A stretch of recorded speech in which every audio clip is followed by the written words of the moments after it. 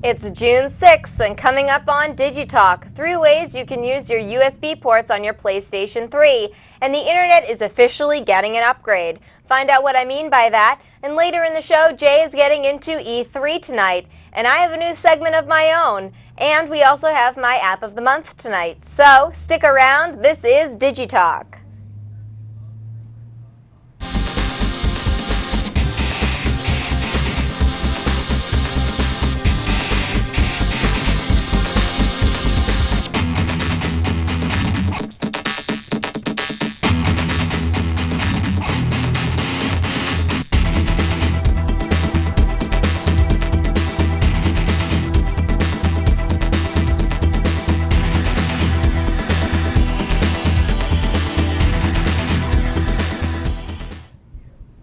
All right, welcome to DigiTalk. I'm Sarah. And I'm Jay. Welcome. We're glad to have you guys here tonight. I haven't been here for a while. But you weren't here last show. So I heard you had an interesting interview happen the past couple weeks. In fact, I did.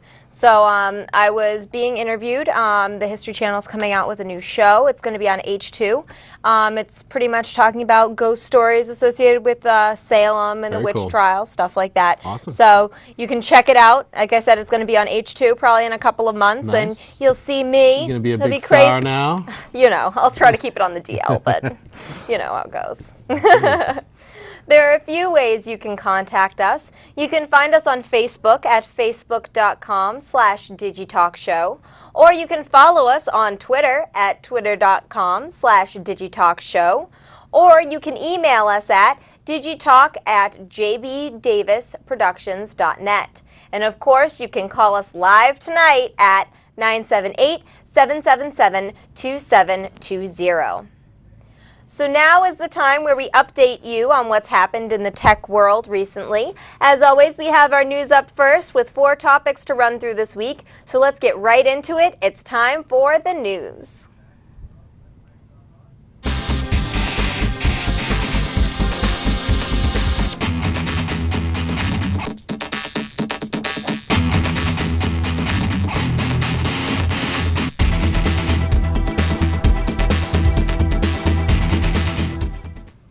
On June 1st, Sharon Vatkin of CNET.com wrote an article about different ways you can use your USB ports on your PlayStation 3. The EP of this show decided that it was a great topic to talk about for the show in order for PS3 users to make better use of their console.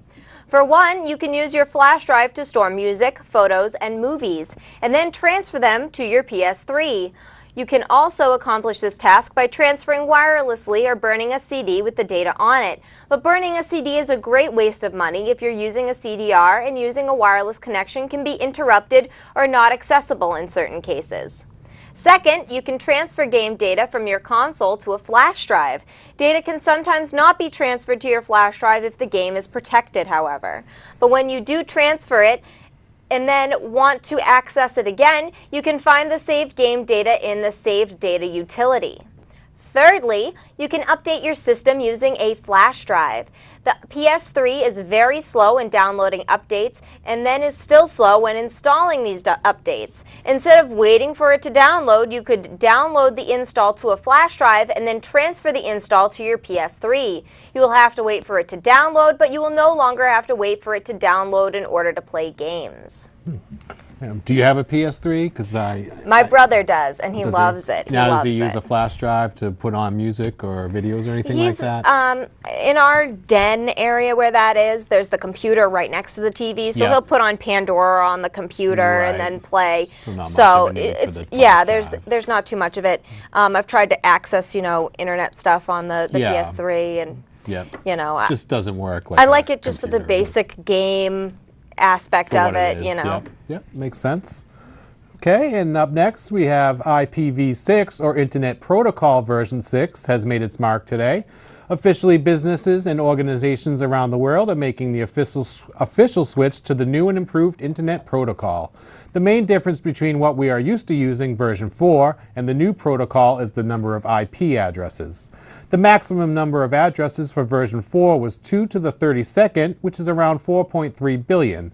That's a lot of addresses, but it really isn't enough anymore if you think think of the number of users and the number of average devices that each user has now. Think of all the laptop and desktop computers, the number of mobile devices, including iPads, iPods, cell phones, and so on.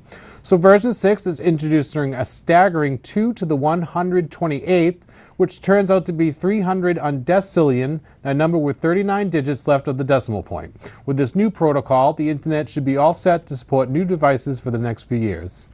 And I suppose that makes sense with all the slew of new tablets and iPods and iPhones coming out, that eventually they would have needed to do this to make room for everyone. They say there's billions of people on Earth at this point, but right. I know so many people that have a computer, that have an iPhone, that have an iPad, that right. And they've like got a laptop on top of it. So if you think about that, that really adds up. Right, everyone's got like 4 or 5 devices now, it's not even like everyone has one. Right. Everyone's got a couple of them. Yep. So they really need to. So I guess we needed Good to thing they did have that. those, yeah.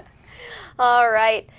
AMD, one of the giants of the computer chip world, rivaling companies such as Intel, is coming out with the new E-Series chips. The E-Series is meant for laptop computers, pricing at less than $600, clocking at speeds of 1.4 and 1.7 gigahertz.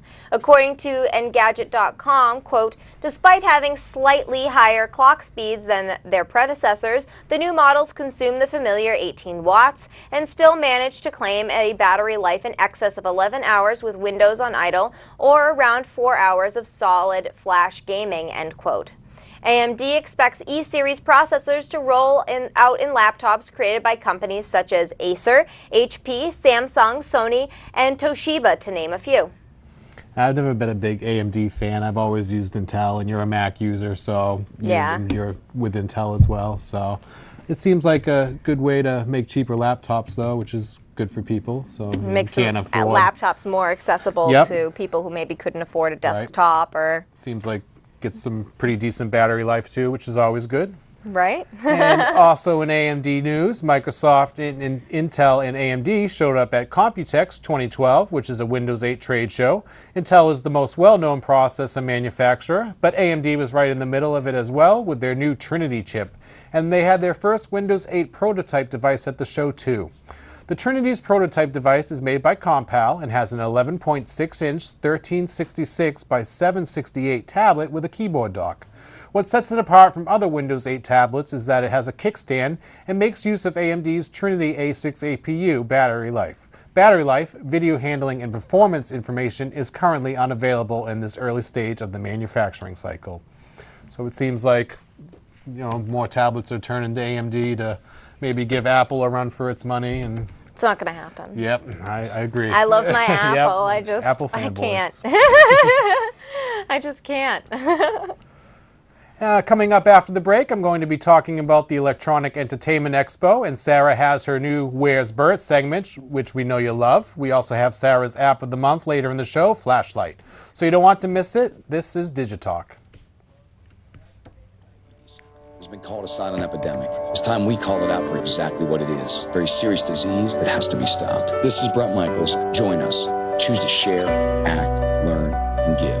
Help us stop diabetes. You say you'd give your right arm to be there for your family? Here's your chance to prove it. Have your blood pressure checked and control it to lower your risk of heart attack and stroke. Alcohol is the leading contributor to injury and death for people under 21. You think it's okay? You think it's okay? You think it's okay to buy alcohol? To buy alcohol? As long as you take my car keys? As long as you take my car keys? Taking the keys? Taking the keys won't stop me. Won't stop me. From hooking up? Drinking until I pass out? Or getting my face kicked in? If you want to help keep me safe, stop kidding yourself. And stop providing.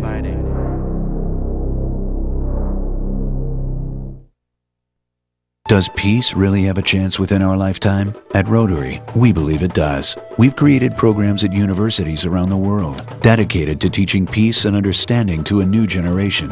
There is a new symbol for peace, Rotary. Make a difference in District 7930 Rotary Clubs in northeastern Massachusetts and southern New Hampshire. Contact us at www.rotarydreams.org. Rotary, building communities, bridging continents, and making a difference with 100 years of service in Massachusetts. It is a counterfeiter because it can print money at its own discretion.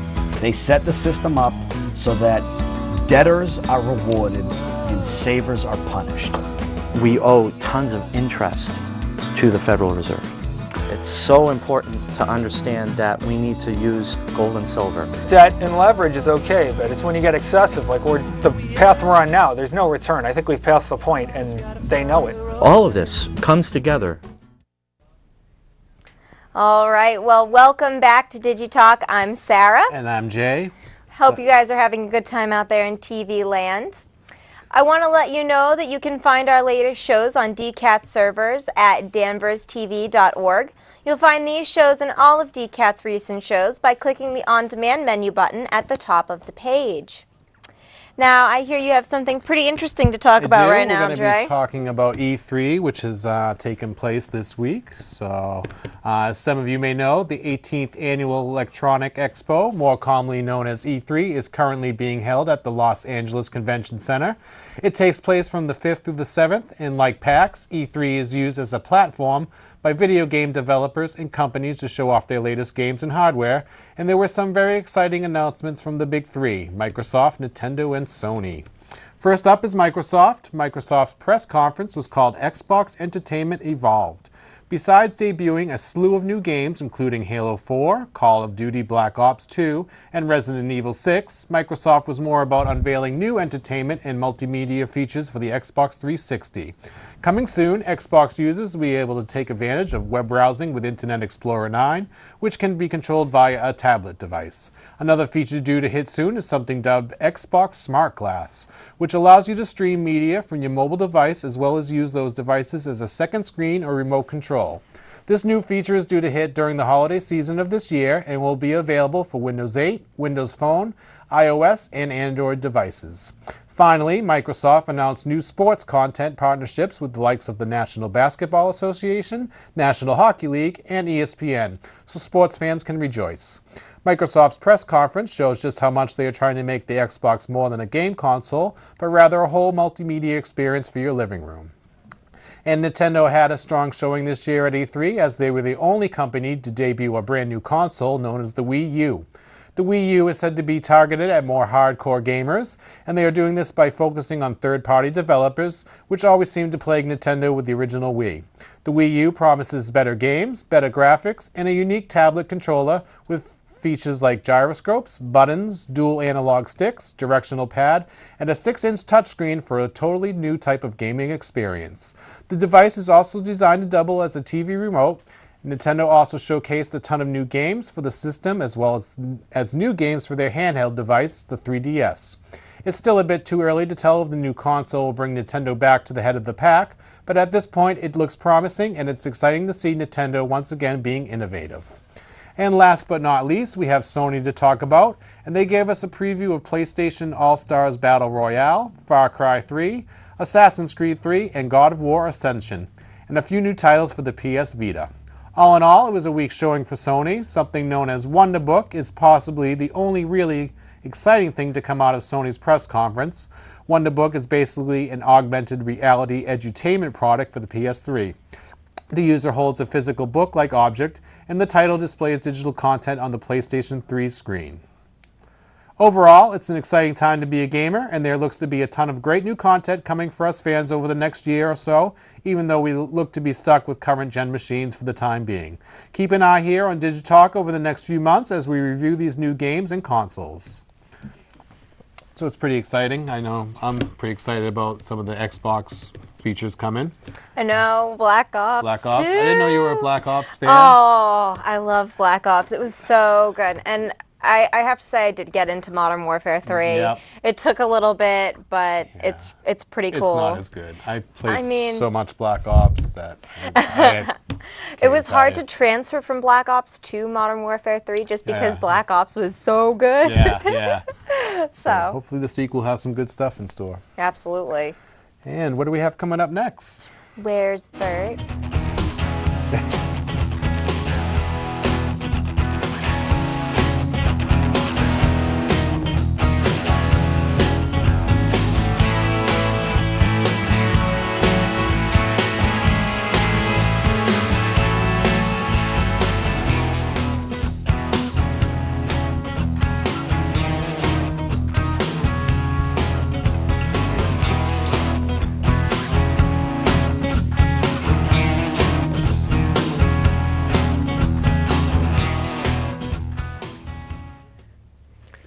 And who is that adorable kitty that we just saw? Well, that is my cat. His name is Sir Franz Schubert Alexander Brownington III. He's nice. quite cute. Or Bert for short. Yep. But where's Bert today? We are at the Apple Store. We are going to be talking about the iPhone 4S's Siri. So I've had a lot of time. I got my iPhone 4S for Christmas this year, and I've had a lot of time to kind of play around with Siri. I was really interested in it to start it off with, especially because it got so much hype. Right. It was really, really interesting. So you see a lot of those commercials now with all of the celebrities stars, using it, and it makes it seem so effortless.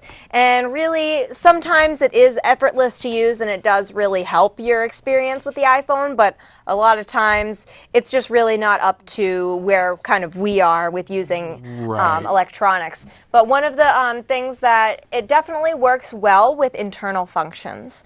So if you're saying, you know, remind me when I get home to call my mom, it will, when you get to wherever home is designated on your phone, it will pop up with a reminder that says, call mom, and then, you know, so that's really cool. Right. It definitely sets up alarms and stuff like that really well. I use that feature a lot, just to set something like, set an alarm for 8 o'clock and absolutely. You know, fall asleep. I mean, I don't even say set an alarm, I say wake me up at 5, and it will. So it interprets that. Yep, and it doesn't, I don't even have to say AM, PM, it just kind of knows, which is a little odd, but you know, that's really that's a really good plus for that, because it's a pain sometimes going through and turning all the dials to turn it to the right time instead of being able to type it in. So she does that for you pretty effortlessly, but sometimes it's just not worth it. You know, there are times where I want to listen to a certain band, or I say play this song, and it just has no idea what I'm talking about, and it'll start playing a different band, or it'll start playing my iPod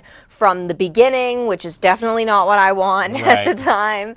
And sometimes I do, and I say, you know, play my music, and it has no idea. So it still doesn't understand certain phrases or words that you...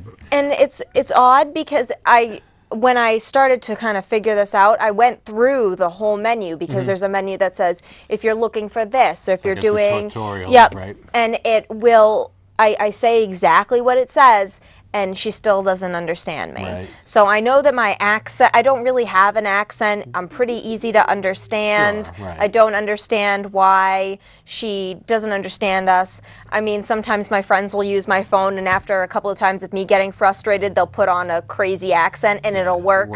Which is odd, but you know. I was demoing it for someone today who had never seen it before, and I just said something simple like, what's the weather in Danvers? And it turned out that it said, where's the weather in Amsterdam? So it was way off. Very different. Very different than what you wanted, I'm sure. Still a cool feature, but it's kind of in its infancy. It's working the kinks out, and I do, like, the more I use it, I've noticed the more it understands me. So, you know, it's more, I think it's like memorizing your speech patterns. So, you know, and trying to figure out exactly what you want. But one of the biggest downfalls, especially with new cars coming out, when you have your Bluetooth that's installed in your car, you cannot use Siri with it. So if you wanted to call mom on your ride, you're going to have to use the actual phone. And now you have Bluetooth in your car. So I do have Bluetooth in my car. So I've tried it, and it just... I think it's mostly the background noise of everything. It'll try to cue it up, and then so it still hears you. It still hears you, but it never. It has a point where it can recognize, okay, you're starting to speak, and then you end speaking, but it doesn't, in the car, it doesn't recognize the end of your speech. It just gets all of the background noise, and it doesn't really work that well. I mean, if you've ever used a Bluetooth in a car, Like a and handset if you've or- heard someone on the Bluetooth in the car, it's Right. difficult to understand anyway. Right. But you definitely can't use it, which is kind of, I feel like, a downfall. Yeah. But at the same time, it's kind of expected at that point. Hopefully in a software update or a new iPhone, it will get a little better and start to Absolutely. off, I mean, it's got great potential, Yeah, but at definitely. this point, you know, sometimes it just gets so frustrating to use Right. that you just want to throw your iPhone, Yeah, which you just shouldn't do. Do it the old-fashioned way. So. Absolutely. Taking it back old school. All right. Well, we still have more to come after the break. We have my app of the month, Flashlight. Find out what this app is and my ranking for it. So stay tuned. You're watching DigiTalk. Diabetes is a killer. After I was diagnosed, I didn't feel sick, so I didn't listen to my doctor.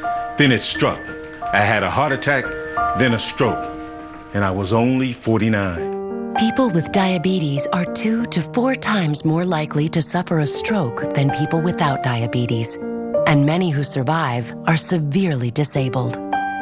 Don't let diabetes destroy your life. Learn how to reduce your risk of stroke. Call for your free diabetes survival guide. Can you tell? Can you tell? Does it look like I'm fighting a disease? Fighting. Fighting. Fighting for my life? Like my life expectancy is shorter than yours? There's no outward sign. But we're battling every day. Every day. Every day. Worrying, testing, Treating. Fighting. Fighting diabetes. Diabetes has been called a silent epidemic. It's time to call it out for what it is. This is Bert Michaels. Join us. Choose to share, act, learn, and give. Help us stop diabetes.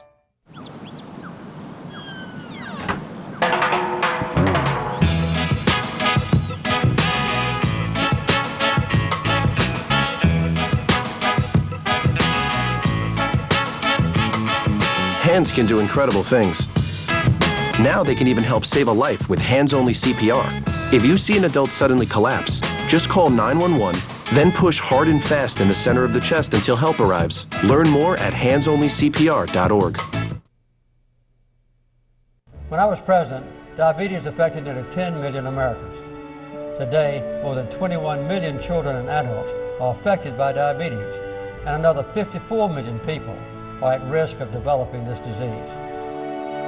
Type 2 diabetes can be prevented, and I want to encourage you to get involved and help stop this epidemic. Call the American Diabetes Association to get a special Jimmy Carter Diabetes Care Package. All right, welcome back to DigiTalk. My name is Sarah. And I'm Jay. Welcome. Hope you guys are having a good night tonight. I know we absolutely are. Of course, as always. Before we get into my app of the month, I want to let you know that you can help out on the show by becoming a member of DCAT and taking a couple of production classes if you live in Danvers. Just come to DCAT and let us know, or you can email us at digitalk@jbdavisproductions.net. This is a great opportunity for those that wish to get into the news business, or for those who just want a taste of what it would be like to be part of a fast-paced show. Come join our crew and be part of the fun.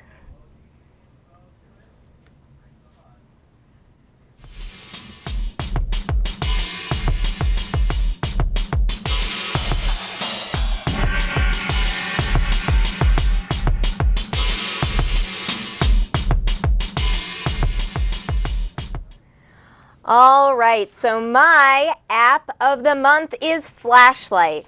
Now, the only reason why I actually downloaded this app is I was out with my family, and they said they told me an interesting story about a hiker who was lost at night, and they had sent a helicopter out to go find him, and he somehow got he had his flashlight app, and he turned it on, and you can turn it on to strobe, and he held it up in the air, and the helicopter found him and saved the hiker by using this app. So they said, you know, if it saved a life, it should be on your iPhone. So it was.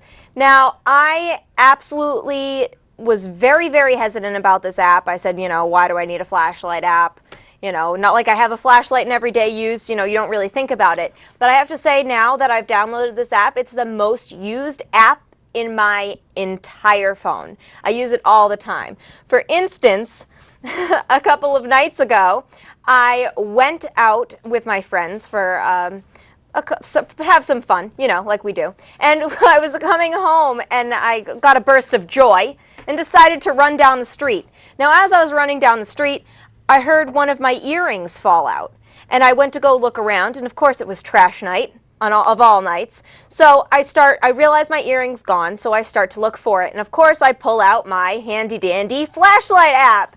And we actually spent 45 minutes out in the trash picking up stuff and, you know, looking under things. And we actually found both parts of my earring, which was pretty miraculous considering it was very dark outside. And I was very, you know, I was very upset because, you know, it was my 21st birthday present. You know, it was a big deal. So, but we got them back. Everything's cool. But if I didn't have the flashlight app on my phone, I would be one earring down. So I have to say that when it comes to apps like this, it either works or it doesn't. So it definitely is a 10 on the dank scale.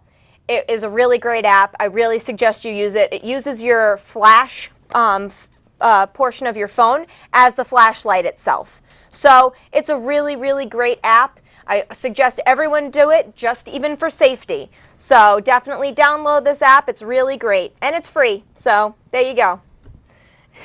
Sounds pretty cool. So there's probably like a gazillion flashlight apps on the App Store. Is this one just called Flashlight? It was called Flashlight. It says Flashlight underneath it in my phone. Yeah. So, I mean, I don't think you can really go too wrong with it. It's really simple. Right. It's got, you know, an on button. And then you can adjust either if you want it like a steady beam or if you want it strobe. That's cool. You know, I'm not sure why in a normal circumstance you'd want it to strobe. Unless you're lost in the woods and you need someone's help. But I don't have a flashlight app on my phone, so you need to do it because you will find yourself using it more times than not. Right. And it's funny. I'm like, where's my shoe? And I go and look under my bed with my phone, and my Schubert, my cat Bert, takes all of my shoes and hides them under my bed, but just one of each. So we'll check it out. All right. Well, we want to thank you all for joining us tonight. I hope you guys had as much fun as we did, because I know we had some fun. We always do. And, you know, we had a lot of really great information tonight. I hope you liked our news segments. There are more to come, and we're definitely going to, you know, keep the good stuff and keep it all rolling. The show. Absolutely. All right, so there are a few ways to contact us. You can find us on Facebook at facebook.com/DigitalkShow, or follow us on Twitter at twitter.com/DigitalkShow. Or you can email us at digitalk@jbdavisproductions.net. Stay tuned to DCAT for Mass Factor coming up at 8 o'clock. From all of us here at DigiTalk, thanks for watching, and we'll see you again in 2 weeks. Have a good night, everyone.